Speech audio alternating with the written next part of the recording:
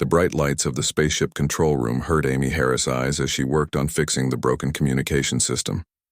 Her long brown hair was tied back in a simple ponytail, and her hands moved quickly over the control panel. She had been the best engineer on Earth, and now she was the only human engineer on this alien ship. The ship belonged to the Zorans, a tall, blue-skinned alien race with 4 arms and eyes that could see in the dark. The Zorans had come to Earth 5 years ago, looking for help. Their own world was dying from a terrible disease that killed their plants, and they needed humans to teach them how to grow food in space. Amy had volunteered to go with them. She was 30 years old, with no family left on Earth, and she wanted to see the stars. The Zorans had been kind to her. They treated her with respect and seemed amazed by how quickly humans could learn and adapt to new situations. Kira, the Zoran captain, walked into the control room. Her skin was darker, blue than the others, and she stood nearly 7 feet tall. She was the first female Zoran to command a ship, something that had only become possible in recent years. "Captain Kira, we have a problem," Amy said, pointing to the communication screen. "The signal from Earth has stopped. I can't fix it without new parts." Kira moved closer, her 4 arms folded across her chest. "This is concerning," she said, her voice deep and musical. The translation device at her throat turned her words into English. "We are too far from your world to return quickly." Amy nodded, feeling a chill run down her spine. They were 3 light years from Earth in a small exploration ship with limited supplies. If something had happened to Earth, they were on their own. The door to the control room opened again, and Tora, the ship's doctor, entered. She was shorter than Kira, but her eyes were larger, giving her better vision in darkness. Amy had become friends with Tora during the long journey. They often shared stories about their different worlds. Tora looked worried. "I have been monitoring Earth communications," she said. There was a large energy surge before the signal stopped. Something powerful enough to disrupt global systems. Amy felt her heart beat faster. "What could cause that?" she asked. "A solar flare." Tora shook her head. "No, this was directed energy. Someone or something sent this pulse at your planet deliberately." The 3 females stood in silence for a moment. The idea that Earth might be under attack was terrifying. Amy thought about her home planet, the blue oceans and green forests, the cities and farms. She might be the last human to have seen it. Captain Kira touched a panel on the wall, bringing up a star map. "We should investigate," she said. "We cannot return to Earth quickly, but we can send a probe to gather information." Amy nodded, grateful for the captain's decision. The Zorans had no obligation to help Earth. They could have continued their mission to find a new home planet, but instead, they were willing to help. Tora moved to Amy's side, placing one of her 4 hands gently on the human's shoulder. "We will find out what happened," she promised. Her touch was cool against Amy's skin. The Zoran's body temperature was lower than humans, making them feel slightly cold to the touch. Amy took a deep breath and began working on the probe.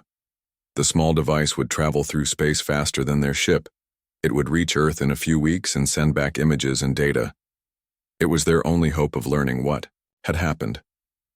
While Amy worked, Kira and Tora spoke quietly in their own language. Amy had learned some Zoran words, but they were speaking too quickly for her to understand.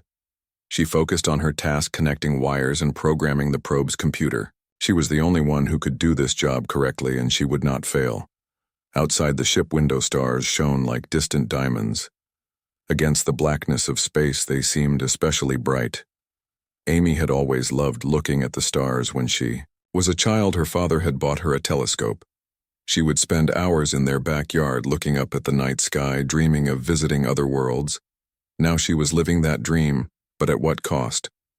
The probe was almost ready when the ship's alarm began to sound. The high-pitched noise made Amy jump. She looked up to see Kira rushing to the main control panel. "What is it?" Amy asked, her voice barely audible over the alarm. Kira pointed to the radar screen. "A ship is approaching," she said. "It is not." Zoran or human. Tora moved quickly to another screen. "The ship is large," she said. "Much larger than ours, and it is sending out a signal. I cannot translate." Amy felt fear grip her chest, but she continued working on the probe. If Earth was in danger, they needed to know. This might be the same enemy that had attacked her home planet. Kira made a decision. We will hide, she announced, turning to Amy. You must finish the probe quickly. We will launch it and then move behind the third moon of this planet. The moon's minerals will hide us from their scanners. Amy nodded, working faster. Her fingers flew over the keyboard as she completed the final programming. The probe needed to be perfect. It would be their eyes and ears, their only way to learn the truth. The alien ship grew larger on the screen.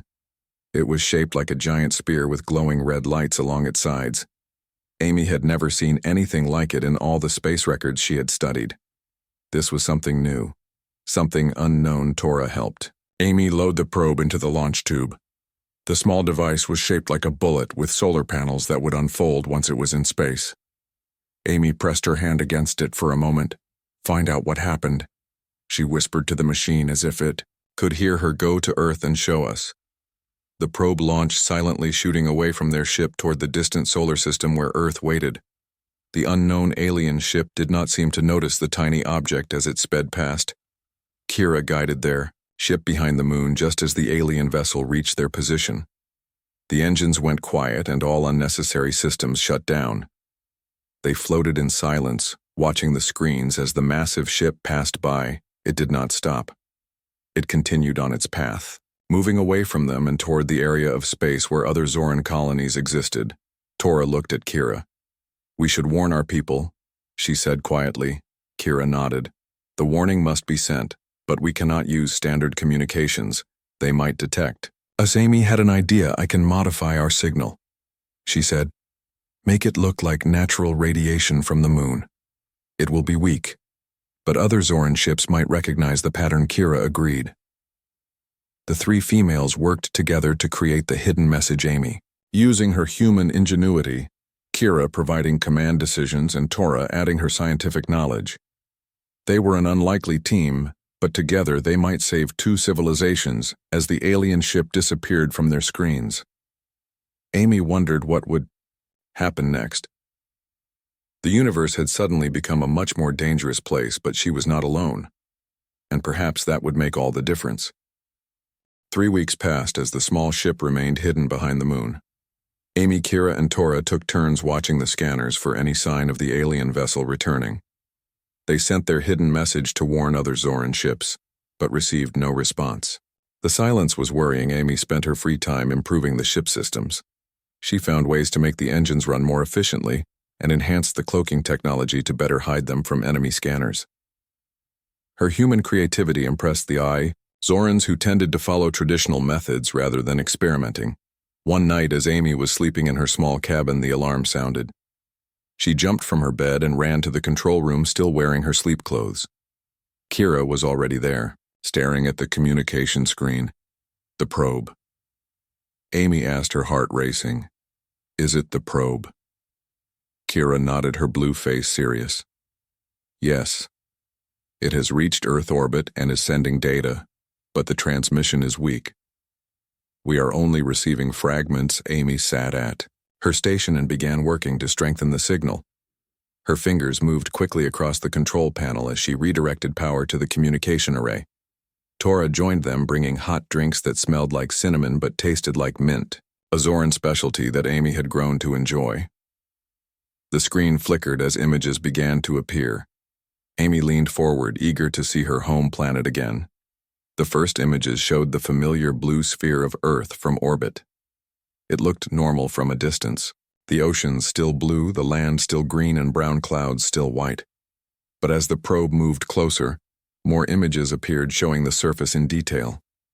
Amy gasped as she saw what had happened.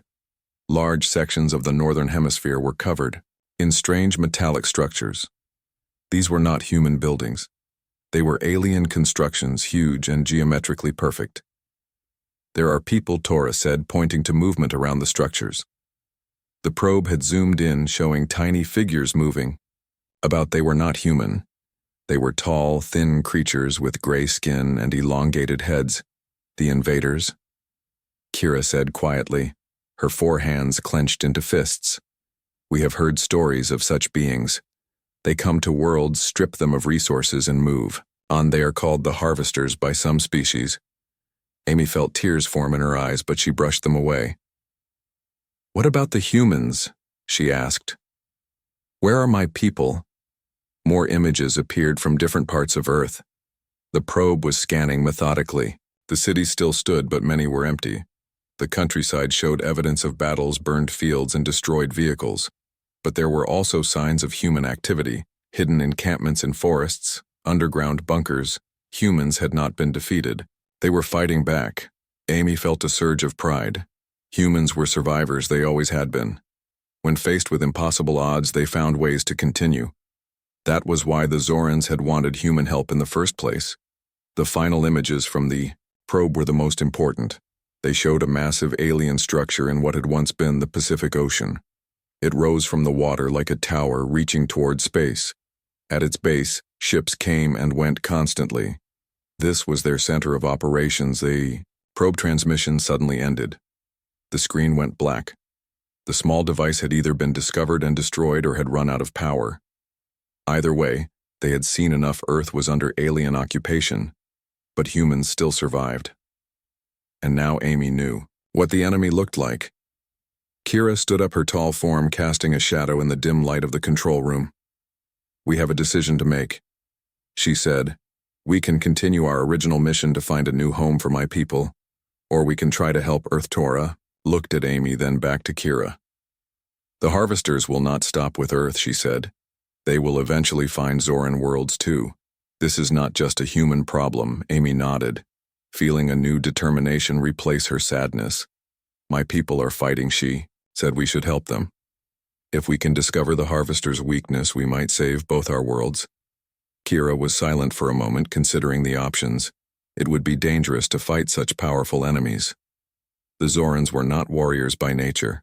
They were scientists and explorers, but sometimes exploration required courage. "We will help," she decided finally. "But we cannot do it alone. We need allies." Amy smiled for the first time since seeing the images of Earth. She had an idea. The Zorans had told her about other alien species they had encountered in their travels. Some were friendly, some were not. But all of them would have reason to fear the harvesters. "We should contact the Drex," she suggested. "They have the most advanced weapons technology in this sector, and they owe you a favor after you helped them cure that moon plague." Kira nodded. The Drex would be valuable allies if they could be convinced to help. The reptilian species was known for their military might and strategic thinking, but they were also proud and isolationist, rarely involving themselves in other species' problems. Tora had another suggestion. The Vex might help as well. She said, "Their psychic abilities could be useful against an unknown enemy. They might be able to learn the harvester's thoughts and plans." The three females spent the next hours making plans. They would need to leave their hiding place and risk traveling through space to contact potential allies. It was dangerous but necessary. Earth could not wait forever, and neither could the Zoran homeworld. Amy felt a strange mix of emotions as they prepared the ship for departure. Fear of the unknown enemies, sadness for what had happened to Earth, but also hope that they might make a difference. She was just one human far from home, but she was not alone. And together with her alien friends, she had a chance to save everything she loved. Before they left their hiding place, Amy recorded a message and placed it in a small probe similar to the one they had sent to Earth. This one was programmed to find human survivors and deliver her words. "This is Amy Harris," she said, looking into the camera. "I am alive, and with allies. We have seen what has happened to Earth, and we are coming to help you. Are not alone in this fight. Stay strong, keep surviving. I will find a way back with help." She launched the probe toward Earth, hoping it would reach her people and give them hope. Then she joined Kira and Tora on the bridge as they prepared to leave. The ship engines hummed to life, and the stars shifted in the view screen as they moved away from the moon. Their first destination was a small trading outpost on the edge of Drex territory. It was a neutral location where many species gathered to exchange goods and information. They might learn more about the harvesters there and perhaps find representatives of the allies they sought. The journey would take 2 weeks. During that time, Amy continued to improve the ship systems she created, a special scanner designed to detect the unique energy signature of the harvester ships. If they encountered enemies, they would have early warning. Kira spent her time studying battle tactics, something Zoran captains rarely needed to learn. She accessed the ship's database and read about warfare strategies from dozens of species including humans. She was particularly interested in guerrilla tactics, the art of fighting a stronger enemy through surprise and deception. Tora worked on defensive measures. She created a medical bay that could treat injuries from various weapons and researched the biology of the gray aliens based on the probe images. She believed that every species had vulnerabilities. It was just a matter of finding them. As the trading post came into view on their screen, Amy stood between her two Zoran friends. The small ship had become their home, and the three females had become a family of sorts, united by circumstance, but also by shared purpose. Kira looked down at Amy. "We will succeed," she said, her musical voice confident. The translator at her throat made the words English, but Amy had learned enough Zoran to understand the original meaning. Amy nodded. "I know," she replied. "And when we do, both our worlds will have a future." The ship docked at the trading post. The adventure was just beginning. The trading post was a massive ring-shaped structure floating in spaceships of various sizes and designs, docked along its outer edge, while the inner ring contained shops, markets, and meeting places.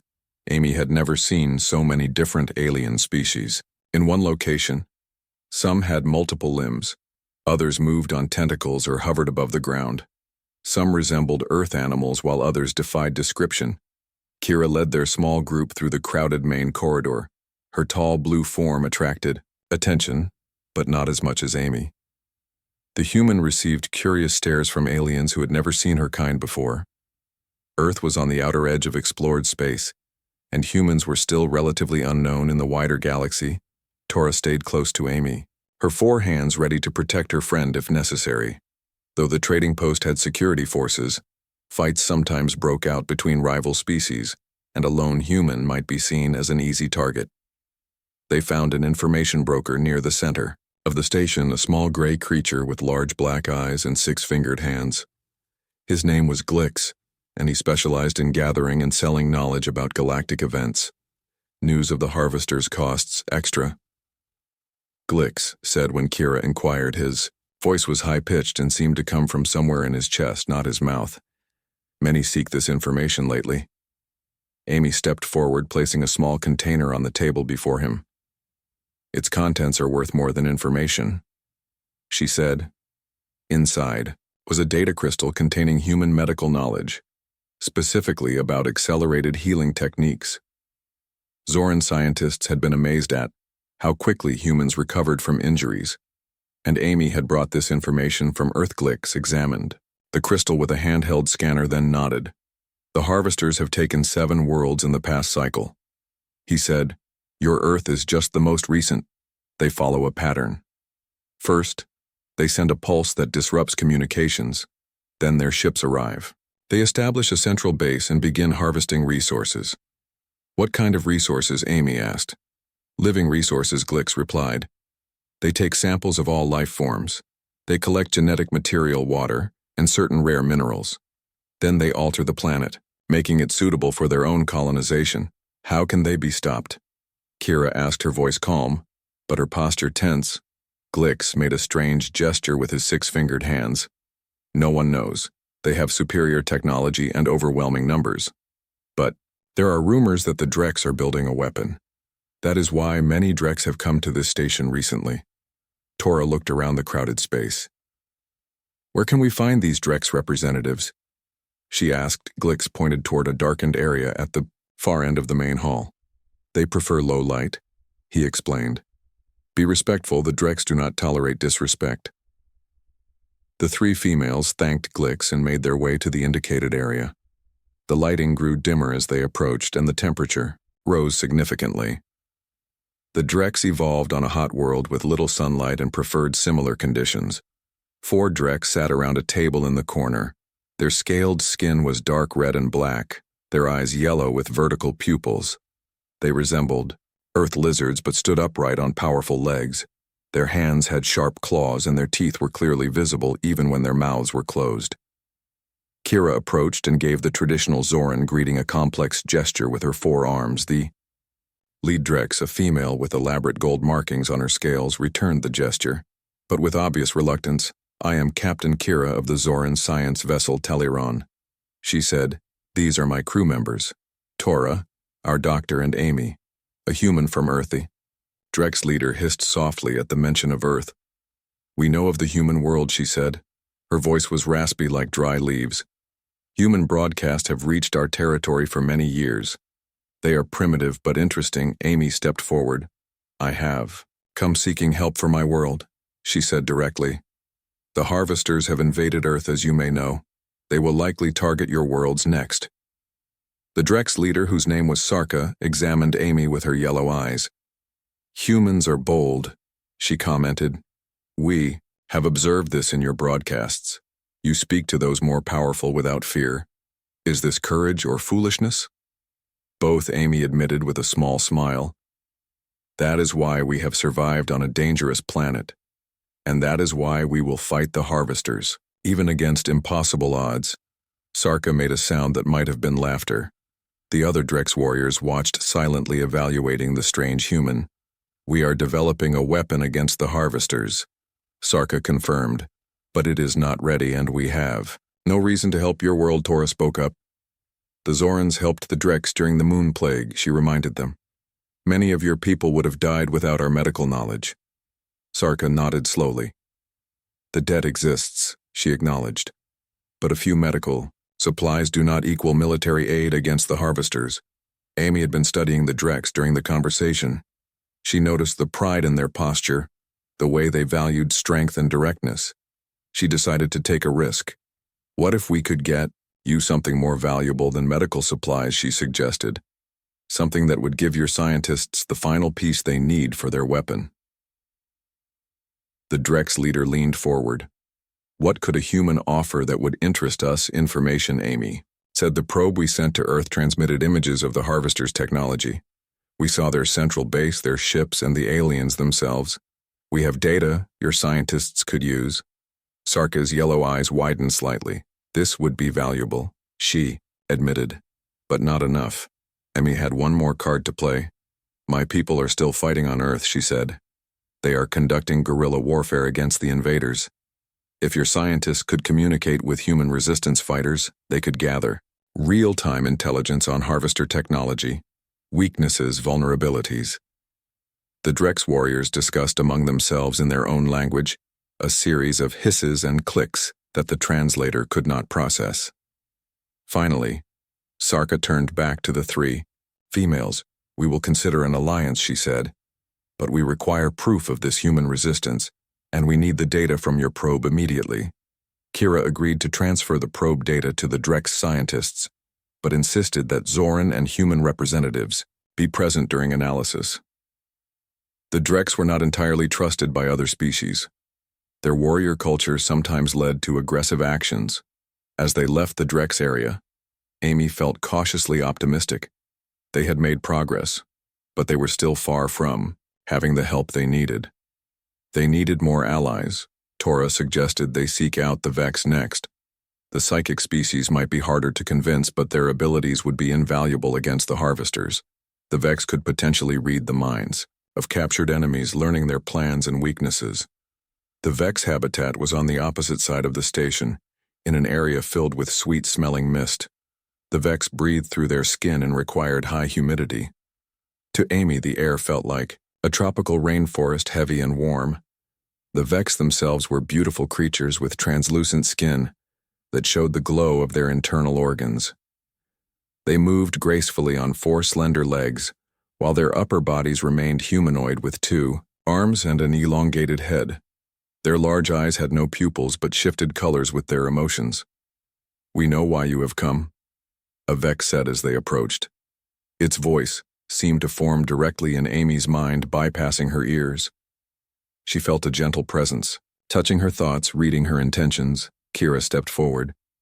"We seek alliance against the harvesters," she said aloud, though she knew the Vex had already gathered this from their minds. The Vex, whose name was Ela, moved closer to Amy, studying the human with color-shifting eyes. "Your species has strong mental barriers," she observed. "Most cannot hide their thoughts from us, but humans have natural shields." "Interesting." Amy had not known this about her species, but it made sense. Humans valued privacy and independence. Their minds evolved to protect their thoughts. The harvesters cannot be defeated by conventional means, Ela said, answering their unspoken question. They are a hive mind. Their ships, their technology, their very bodies are all connected. They share one consciousness spread across many forms. This was valuable information. No one had known the true nature of the enemy before Kira asked how the Vex had learned this. We encountered them briefly on the edge of our territory, Ela explained. We lost many but managed to capture one drone. Before it died, we touched its mind. What we found was terrifying. They do not see other species as life forms, merely as resources. Their consciousness is ancient and vast. Tora asked the critical question. Do they have weaknesses? Ela was silent for a moment, its skin shifting from blue to purple. The hive mind is their strength, but also their vulnerability. She finally answered. If the central consciousness could be disrupted, the individual forms would become disorganized. A virus of thought could spread through their network. A plan began to form in Amy's mind. If the Vex could create this thought virus and the Drex could deliver it with their weapon, they might have a chance. But they would need to get close to the Harvester's central base on Earth. The base they had seen rising from the Pacific Ocean. Will you help us? Amy asked. Ela conferred with other Vex in silent mental communication. Then it turned back to Amy. The Vex will join your alliance, it said. We will provide psychics to develop the thought virus, but we require something in return. Anything within our power. Kira promised. We wish to establish communication with the human resistance. Ela said, some must be brought here to meet with us. Humans have mental abilities. They do not recognize abilities the Vex wish to study. Back on their ship, Amy, Kira, and Tora held a meeting with their new allies. Sarka of the Drex and Ela of the Vex had come aboard to plan their mission to Earth. The small ship's conference room was crowded with the 5 females, each representing a different species but united by a common enemy. We need a ship that can approach Earth undetected, Kira said, displaying a holographic map of the solar system. The Harvesters have established a perimeter of sentinel satellites around the planet. Any standard vessel would be detected immediately. Sarka the Drex warrior tapped her clawed fingers on the table. We have stealth technology, she said. Our scout ships can mask their energy signatures, but they are small. Only 3 or 4 could fit in such a vessel. Amy studied the map, focusing on the moon where they had hidden before the Earth-Moon system. Might work to our advantage, she suggested. If we approach from behind the moon using its mass to shield us from detection, we could send a small team to the surface. Ela the Vex psychic glowed softly in the dim light of the conference room. There is another concern. She said, her thoughts forming in their minds. The Harvesters will detect any technological communication with the surface. We cannot simply call the human resistance. Tora, who had been quiet during the discussion, looked up. I may have a solution. She said. She activated her data pad, showing schematics for a small device. It uses biological components, not technological ones. The Harvesters scan for energy signatures and radiation patterns. They would not recognize this as communication. The device Tora had designed was brilliant. It used genetically modified bacteria that could transmit information through light pulses. The bacteria would be contained in small pods that could be dropped to Earth. These pods would appear to be nothing more than meteors to the Harvesters' scanners. Once on the surface, the bacteria would release specific bioluminescent patterns, visible only to those wearing special contact lenses. The human resistance could be provided with these lenses, allowing them to see messages without the Harvesters detecting any communication signals. Amy was impressed by Tora's creativity. This is why different species working together is so powerful. She thought each brought unique perspectives and ideas. The plan took shape over the next hours. They would use a Drex stealth ship to approach Earth hiding behind the moon. Then they would send the bacterial communication pods to areas where human resistance was likely to be operating. The pods would contain instructions for representatives of the resistance to reach a specific pickup location. A small team would go to the surface to make contact and bring back human representatives. The most dangerous part of the plan by far. Who will go to the surface? Sarka asked. Looking around the table, Amy stood up. "I will," she said without hesitation. "I know Earth. I can find the resistance." Kira shook her head. "It is too dangerous," she argued. Her forearms moved in patterns that expressed concern in Zoran body language. Amy remained firm. "I need to go," she insisted. "They are my people. They will trust me more than any alien species. And I know how. Humans think where they might hide." After much discussion, it was decided that Amy would lead the surface team, accompanied by one Drex warrior for protection and one Vex psychic for communication. Sarka would provide her best scout Nex, while Ela would send a young psychic named Lily. Preparations began immediately. The Drex brought their stealth ship to dock with the Zoran vessel. Amy spent hours studying the latest images of Earth, trying to identify likely resistance locations. She focused on remote areas, mountains, forests, and underground systems, places where humans could hide from aerial surveillance. Tora worked with Amy to prepare for Earth's conditions. The Zorans' low body temperature meant they could not survive on the warmer planet without special cooling suits. But the Drex, with their love of heat, would be comfortable. The Vex would need humidity generators to keep their skin moist in Earth's drier atmosphere. The most difficult preparation was psychological. Amy had to face the possibility that her world was changed beyond recognition, that the humans she remembered might be gone, replaced by desperate survivors. Or worse, that the resistance might not exist at all. Kira found Amy in the observation room, staring at an image of Earth taken before the invasion. The blue planet looked peaceful from space, giving no hint of the civilizations and ecosystems it contained. "You miss it," Kira said softly, coming to stand beside her. Amy nodded. "It was the only home I ever knew until I met you and came aboard this ship."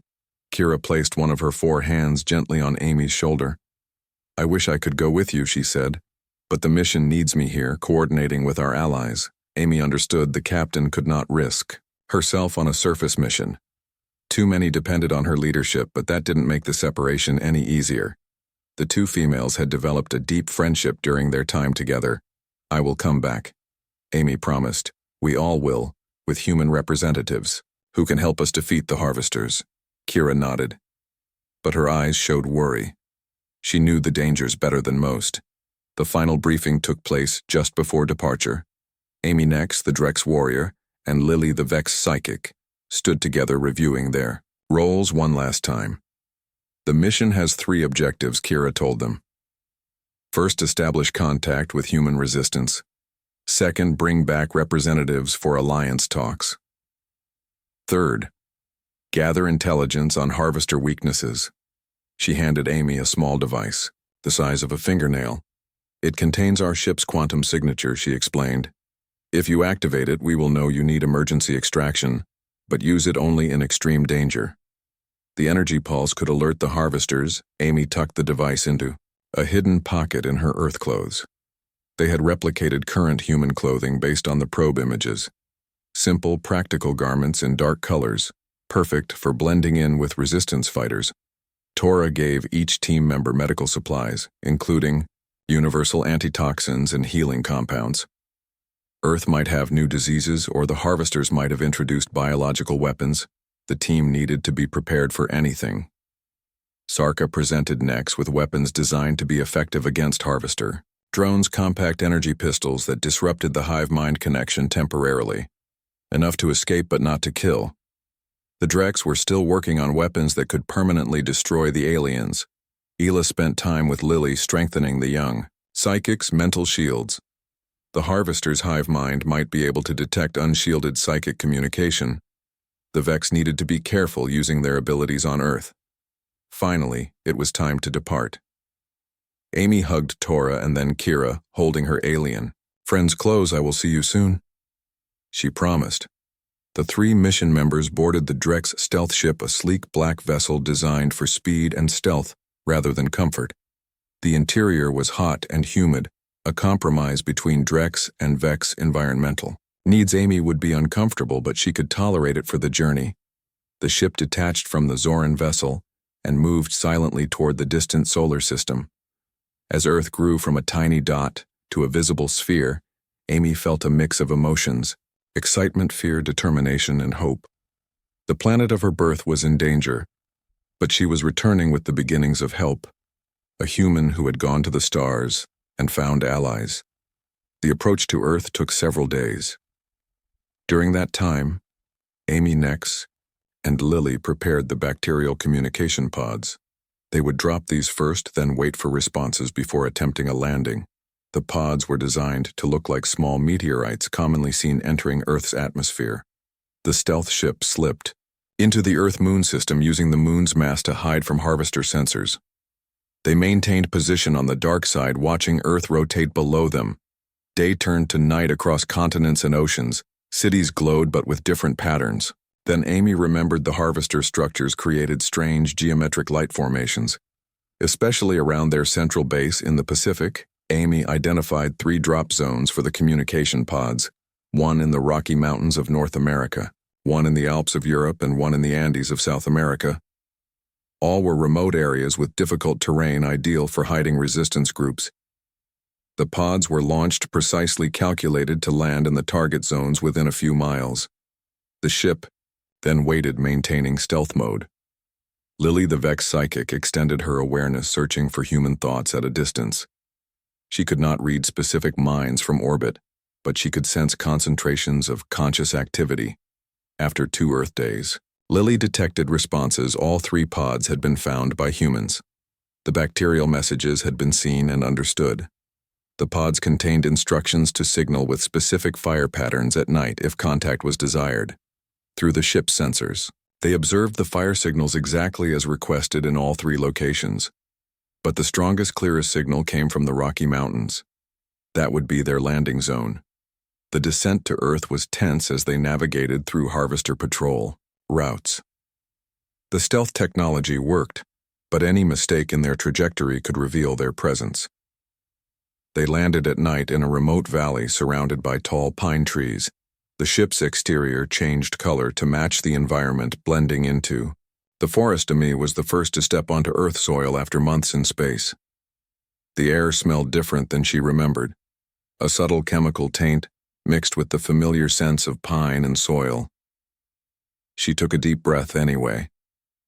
This was home changed, but still home. The woman introduced herself as Kate, leader of the Mountain Resistance Group. She led Amy Nex and Lily to an underground bunker hidden beneath what appeared to be an abandoned mining operation.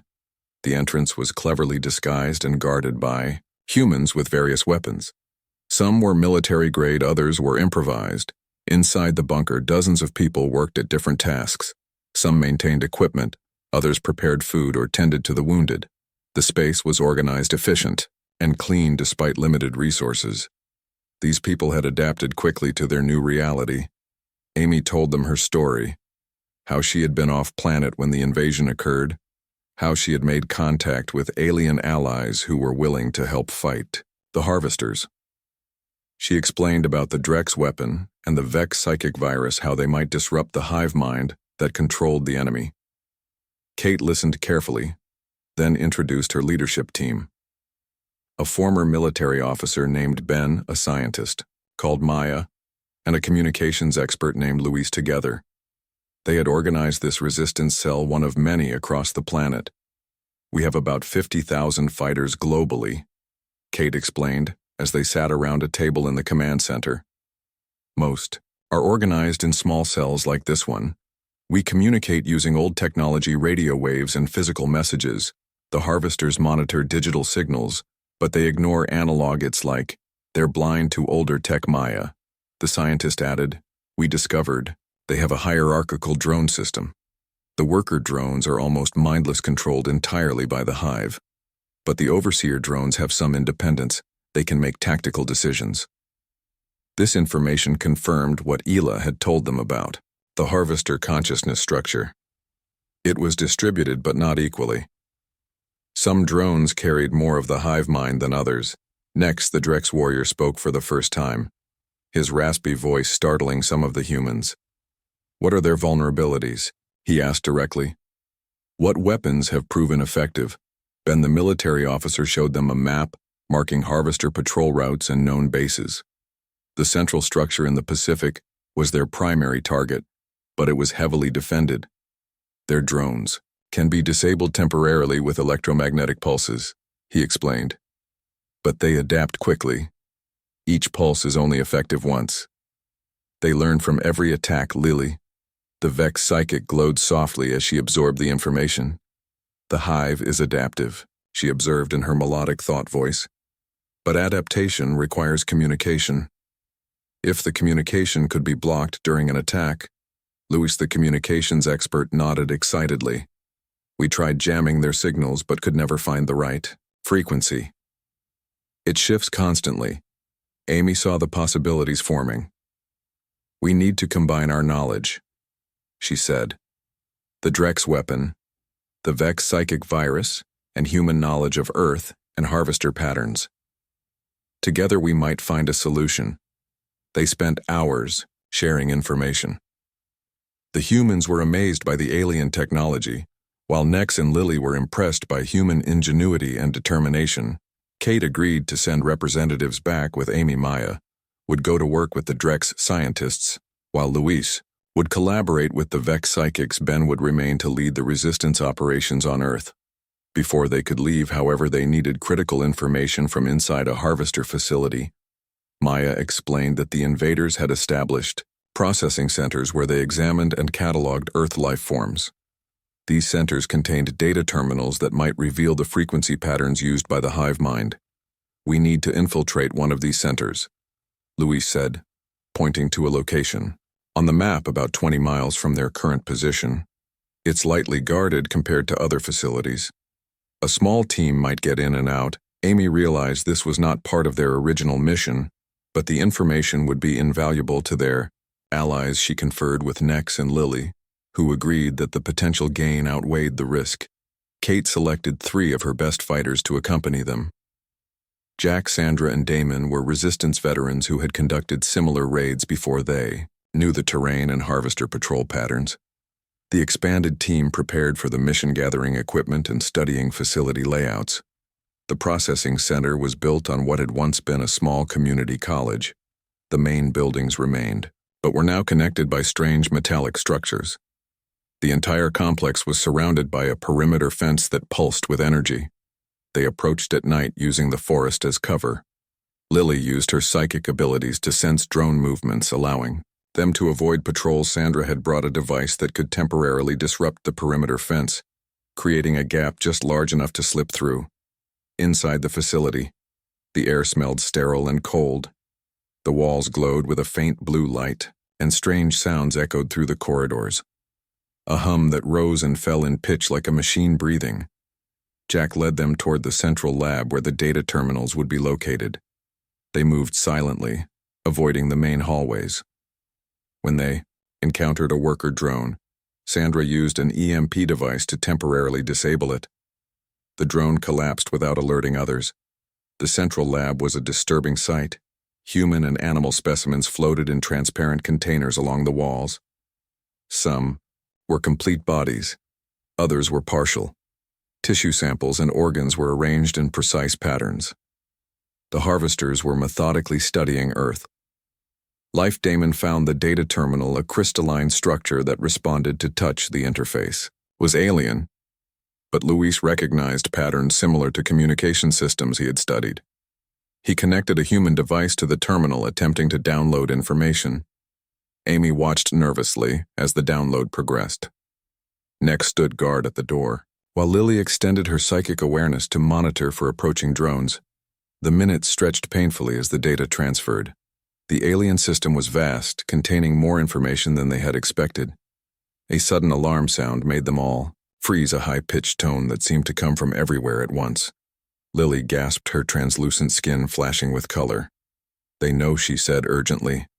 "We must leave now." Luis disconnected his device, having captured only a portion of the data. It was less than they wanted, but would have to be enough. They moved quickly toward the exit, following the same path they had used to enter. In the main corridor, they encountered an overseer drone, taller than the workers with a more complex structure. It saw them immediately and emitted a piercing signal. Nex fired his energy weapon, hitting the drone directly. The creature staggered but did not fall. Instead, it seemed to adapt, changing its structure to absorb the energy. Jack threw a human weapon, a simple grenade. The explosion tore the drone apart, but the alarm had been sounded. Worker drones were converging on their position from all directions. "Run!" Amy shouted, leading the group toward the perimeter. Sandra deployed more EMP devices, creating a path through the approaching drones. But for each one disabled, two more appeared. The harvesters were learning, adapting to their presence. They reached the fence. Damon activated the disruption device, creating an opening. But as they began to pass, through worker drones emerged from the forest, cutting off their escape route. They were surrounded. Nex moved to the front, his warrior training evident in every movement. He fired continuously, keeping the drones at bay while the others escaped through the fence. Amy was the last to go through. She turned to call Nex, but saw him surrounded. The Drex warrior fought valiantly, but there were too many.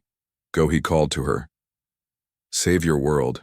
Amy hesitated, torn between escaping with the vital data and helping. Her companion Lily pulled her through the fence. "The mission comes first," she reminded Amy. "The information must reach our allies." The human resistance fighters led them away from the facility, moving quickly through the forest. They could hear the sounds of pursuit behind them. Harvester drones were not fast, but they were relentless. They would not stop until they found their targets.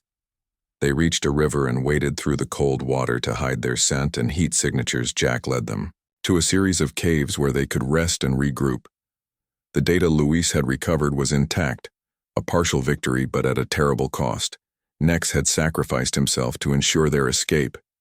In the safety of the cave, Amy contacted the stealth ship using a secure communication device. The ship responded immediately. It would meet them at a new extraction point 5 miles north of their current position. They would need to move quickly before the harvesters expanded their search area. Lily was unusually quiet, her skin dim with grief. I touched his mind at the end. She finally said, "He was not afraid. He believed in our mission." Amy put her arm around the Vex, offering comfort. "He saved us all." She said, "His sacrifice will not be wasted. We will use this information to defeat the harvesters." As dawn approached, they made their way to the extraction point. The stealth ship waited hidden among trees, its surface reflecting the forest around it. They boarded quickly, Maya and Luis joining them as the human representatives. The ship lifted off immediately, using its stealth technology to avoid detection.